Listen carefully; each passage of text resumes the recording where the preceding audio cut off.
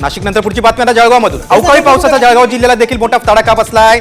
पारोळा तालुक्यात वादळी वाऱ्यामुळे शेतकऱ्यांची उभी पिकं भुईसपाट झाली आहेत। मका पिकाचं मोठं नुकसान झालंय, तर कांदा, पपई, ज्वारी, बाजरी, सूर्यफूल याबरोबरच फळबागांना देखील अवकाळीचा मोठा फटका बसलाय। हजारोंचा खर्च लावलेल्या पिकांमधून काही हाती लागणार नसल्यानं शेतकरी हवालदिल झालाय।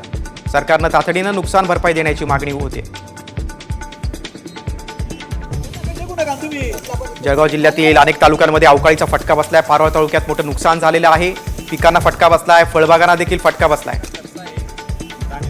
झाली सर, तर पोटाची खडी कशी भरावी आणि शेतकऱ्यांना जो येणारा हंगाम होता तो एवढा वाया गेलेला आहे। खर्च तर परिपूर्ण झालेला आहे। नेमकं काढणीच्या वेळेस 1 महिन्यात सगळी पिके आली असती आणि 2 पैसा शेतकऱ्याला राहिला असता, पण तेवढ्यात देवाने अवकाळी पाऊस, गार वारा सगळं एकदम गारपिटीमुळे जे नुकसान केलं, तर शेतकऱ्याला 1 रुपया आता हातात येणार नाही। पण या पिकाला अजून खर्च करायचा आहे साहेब।